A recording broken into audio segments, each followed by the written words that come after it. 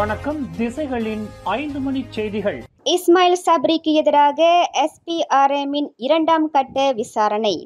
முன்னாள் பிரதமர் டத்தோஸ்ரீ இஸ்மாயில் சப்ரிக்கு எதிராக மலேசிய ஊழல் தடுப்பு ஆணையமான SPRM மேற்கொண்டு வரும் விசாரணை மீண்டும் தொடங்கவிருப்பதாக அந்த ஆணையத்தின் தலைமை ஆணையர் தன்ஸ்ரீ அசாம் பாக்கி தெரிவித்துள்ளார். 65 வயதான இஸ்மாயில் சப்ரியின் சொத்துக்களை அறிவிக்க கோரி 2ஆம் கட்ட விசாரணை நடத்தப்படும் என்று அவர் குறிப்பிட்டார். வரும் வியாழக்கிழமை இந்த விசாரணை நடைபெறும். அப்போது அவரிடம் வாக்குமூலம் பதிவு செய்யப்படும் என்று அசாம் பாக்கி தெரிவித்தார். இன்று கோலாலம்பூரில் சான்றளிக்கப்பட்ட அதிகாரிகளுக்கான பட்டமளிப்பு விழாவில் கலந்து கொண்ட பின்னர் செய்தியாளர்களிடம் பேசுகையில் அவர் இதனை குறிப்பிட்டார். ஆக கடைசியாக இஸ்மாயில் சப்ரி கடந்த மார்ச் 24ஆம் தேதி SPRM தலைமையகத்தில் 5 மணி நேரம் விசாரணை செய்யப்பட்டார். இஸ்மாயில் சப்ரியின் 4 முக்கிய அதிகாரிகள் கைது செய்யப்பட்டது மூலம் பாதுகாப்பான இடம் என்று நம்பப்படும் ஒரு வீடு உட்பட 3 இடங்களில் SPRM அதிகாரிகள் சோதனை மேற்கொண்டனர். இந்த சோதனையில் 17 கோடி ரிங்கிட் ரொக்கப்பணம் மற்றும் 70 லட்சம் ரிங்கிட் பெறுமானம் உள்ள 16 கிலோ எடை கொண்ட தங்கக்கட்டிகள் பறிமுதல் செய்யப்பட்டன. மிகப்பெரிய அளவில் ரொக்கப்பணம் மீட்கப்பட்டது மூலம் இஸ்மாயில் சப்ரி ஒரு சந்தேக நபர் என்று SPRM வகைப்படுத்தியுள்ளது. மலேசியாவிற்கு எதிராக அமெரிக்கா விதித்துள்ள வரி விவகாரம் தொடர்பில் விவாதிப்பதற்கு வரும் மே 5ஆம் தேதி நாடாளுமன்ற மக்களவையின் சிறப்பு கூட்டம் நடைபெறவுள்ளது. சிறப்பு கூட்டம் நடைபெறுவதை பிரதமர் டத்தோஸ்ரீ அன்வார் இப்ராஹிம் உறுதிப்படுத்தியுள்ளார். இந்த சிறப்பு மக்களவை கூட்டத்திற்கான நோட்டீஸ்கள் வெளியிடப்பட்டுள்ளன. எனினும் நாடாளுமன்ற உறுப்பினர்கள் அவற்றை இன்னும் பெறவில்லை என்று தெரிகிறது. அமெரிக்க அதிபர் டொனால்ட் ட்ரம்ப் கடந்த ஏப்ரல் 2ஆம் தேதி அறிவித்த கூடுதல் வரி விதிப்பில் மலேசியாவிற்கான வரியை 24 விழுக்காடாக உயர்த்தியுள்ளார். இந்த வரி விதிப்பில் ஆசியான் நாடுகளும் வெகுவாக பாதிக்கப்பட்டுள்ளன. எனினும் இந்த வரி விதிப்பின் அமலாக்கத்தை 90 நாட்களுக்கு ஒத்திவைப்பதாக கடந்த ஏப்ரல் 11ஆம் தேதி அதிபர் டொனால்ட் ட்ரம்ப் அறிவித்துள்ளார். கடந்த வாரம் மாது ஒருவரின் கைப்பையை பறித்துச் சென்று வழிப்பறி கொள்ளையில் ஈடுபட்டதாக ஆடவர் ஒருவர் ஜார்ஜ் டவுன் செஷன்ஸ் நீதிமன்றத்தில் இன்று குற்றஞ்சாட்டப்பட்டார். 25 வயது தினேஷ் என்ற அந்த ஆடவர் நீதிபதி ஜுரைடா அபாஸ் முன்னிலையில் நிறுத்தப்பட்டு குற்றச்சாட்டு வாசிக்கப்பட்டது. கடந்த ஏப்ரல் 17ஆம் தேதி மாலை 4:30 மணியளவில் ஜார்ஜ் டவுன் ஜலன் குவால கங்சார் சாலையோரத்தில் அந்த நபர் இக்குற்றத்தை புரிந்ததாக நீதிமன்றத்தில் தெரிவிக்கப்பட்டது. ஓர் இந்தோனேசிய மாதுவான நோவிதா பட்ஜிவிற்கு சொந்தமான 1000 ரிங்கிட் ரொக்கம், கிரெடிட் கார்டு, ஐபோன் ஆகியவற்றை கொள்ளையிட்டதாக தினேஷிற்கு எதிராக குற்றச்சாட்டில் கூறப்பட்டது. குற்றவாளி என்று நிரூபிக்கப்பட்டால் 14 ஆண்டு சிறை தண்டனை மற்றும் அபராதம் விதிக்க வகை செய்யும் குற்றவியல் சட்டத்தின் கீழ் அந்த இளைஞர் குற்றச்சாட்டை எதிர்நோக்கியுள்ளார்.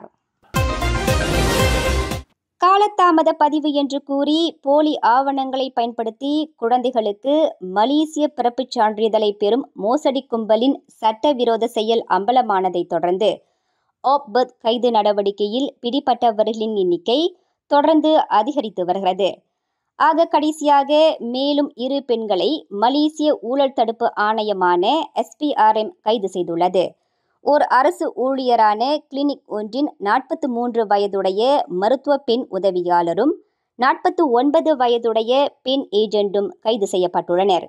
ஸ்லாங்கூர் மாநில SPRM அலுவலகத்தில் விசாரணைக்காக நேற்று அழைக்கப்பட்ட அவ்விருவரும் பின்னர் கைதாகினர்.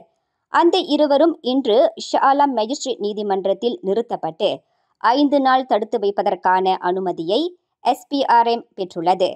கைது செய்யப்பட்ட பெண் ஏஜென்ட் தன்னுடைய மோசடி வேலைகளுக்கு ஸ்லாங்கூரில் உள்ள ஒரு மருத்துவமனையில் குழந்தை பிறந்ததைப் போல போலி ஆவணத்தை பெற்றுள்ளார் என்றும் அதற்கு சம்பந்தப்பட்ட பெண் மருத்துவ உதவியாளர் உடந்தையாக இருந்துள்ளார் என்றும் நம்பப்படுகிறது.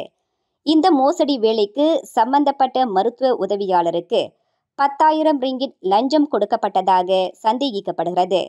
SPRM தொடங்கியுள்ள ஆப்-பர்த் சோதனை நடவடிக்கையில் இதற்கு முன்பு 16 பேர் பிடிபட்டுள்ளதாக SPRM அறிவித்திருந்தது. ஜொஹர் பாசிர்கூடாங்கில் ஒரு வீட்டில் கும்பல் ஒன்று இளைஞர் ஒருவரை கடுமையாக தாக்கிய நிலையில் அந்த இளைஞர் குற்றுயிரும் குலையுயிருமாக கிடக்கும் காட்சியை கொண்ட காணொளி ஒன்று வைரலாகியுள்ளது. முகநூலில் வைரலாகி வரும் ஒரு காணொளியில் பாதிக்கப்பட்டவர் 5 முதல் 7 ஆடவர்களால் ஈவு இரக்கமின்றி தொடர்ந்து கண்மூடித்தனமாக தாக்கப்படுவதை காட்டுகிறது. 1 நிமிடம் 22 வினாடிகள் நீடிக்கும் இந்த வைரல் காணொளியில் பாதிக்கப்பட்ட இளைஞரை பல நபர்கள் பிடித்துக்கொண்டு முகம், மார்பு மற்றும் உடலின் பிற பாகங்களில் குத்துவதையும் உதைப்பதையும் சித்தரிக்கிறது. அந்த கும்பலில் ஒருவன் பாதிக்கப்பட்ட இளைஞரின் அந்தரங்க உறுப்பில் குத்துவதையும் உதைப்பதையும் காண முடிகிறது. தாக்குதலுக்கு ஆளான இளைஞர் அந்த கும்பலை எதிர்த்து போராட முடியாமல் மிக பலவீனமாகவும் வலியாலும் துடிக்கிறார். மேலும் அவரது மூக்கில் இரத்தம் வருவதையும் காண முடிகிறது. இந்த காணொளியை கண்ணுற்ற வலைவாசிகள் சம்பந்தப்பட்ட இளைஞருக்கு எதிராக தாக்குதலை தொடுக்கும் நபர்களின் செயலை வன்மையாக கண்டித்துள்ளனர். அரச மலேசிய போலீஸ் படை உடனடியாக விசாரணை நடத்த வேண்டும் என்று அவர்கள் கேட்டுக்கொண்டுள்ளனர். இதற்கிடையில் இந்த சம்பவம் தொடர்பாக போலீஸ் துறை விரைவில் ஊடக அறிக்கையை வெளியிடும் என்று ஸ்ரீ ஆலம் மாவட்ட போலீஸ் தலைவர் ACP முகமது சொஹைமி இசாக் தெரிவித்தார். 50க்கும் மேற்பட்ட திரை நட்சத்திரங்கள் ஒன்று கூடும் மாபெரும் விழா 17th Annual Edison Awards Penang spice அரினாவில் மே 17 மாலை 5 மணிக்கு. குடும்பத்தோடு வாங்க, கொண்டாட்டத்தோடு போங்க. உடனே டிக்கெட் புக் பண்ண மை டிக்கெட் ஏசியாவை விசிட் பண்ணுங்க. பேரா தாப்பா நாடாளுமன்ற தொகுதிக்கு உட்பட்ட அயர்குன்னிங் சட்டமன்ற தொகுதி இடைத்தேர்தல் வரும் சனிக்கிழமை நடைபெறவிருக்கும் வேளையில் முன்கூட்டியே வாக்களிப்பு இன்று நடைபெற்றது. போலீஸ் துறை, இராணுவம் உட்பட அன்றைய தினம் கடமையாற்றும் பாதுகாப்பு படையினருக்காக நடைபெற்ற முன்கூட்டியே வாக்களிப்பில் பிற்பகல் 3 மணி வரை 90.8% விழுக்காட்டினர் வாக்களித்துள்ளனர் என்று தேர்தல் ஆணையமான SPR அறிவித்துள்ளது. முன்கூட்டியே வாக்களிக்கும் வாக்காளர்களுக்காக 2 வாக்களிப்பு மையங்கள் அமைக்கப்பட்டன. பீடோரில் போலீஸ் பொது நடவடிக்கை பிரிவு முகாமின் டேவான் ரெக்ரியாசி பெகாவாய் கானான் மண்டபத்திலும், தாப்பா மாவட்ட போலீஸ் தலைமையகத்தின் டேவான் அங்கரிக் மண்டபத்திலும் வாக்களிப்பு மையங்கள் ஏற்படுத்தப்பட்டதாக SPR ஓர் அறிக்கையில் தெரிவித்துள்ளது. அண்மையில் டமன்சாராவில் உள்ள ஒரு பேரங்காடியில் நடைபெற்ற சோங்க்ரான் புத்தாண்டு கொண்டாட்ட விழாவில் நிகழ்ந்த கைகலப்பு தொடர்பில் 5 ஆடவர்களை போலீசார் கைது செய்துள்ளதாக புட்டாலிங் ஜயா மாவட்ட போலீஸ் தலைவர் ஷருல் நிசாம் ஜாஃபார் தெரிவித்துள்ளார். இந்த கைகலப்பு தொடர்பான விசாரணைக்கு உதவும் பொருட்டு 20க்கும் 30க்கும் இடைப்பட்ட வயதுடைய அந்த 5 தடுத்து வைக்கப்பட்டுள்ளனர் என்று அவர் குறிப்பிட்டார். நீர் விளையாட்டின் போது விளையாட்டு துப்பாக்கிகளில் நீரை நிரப்புவதில் ஏற்பட்ட போட்டி பின்னர் கைகலப்பாக மாறியதாக பூர்வாங்க விசாரணையில் தெரிய வந்துள்ளது என்று ஷருல் நிசாம் ஜாஃபார் தெரிவித்தார்.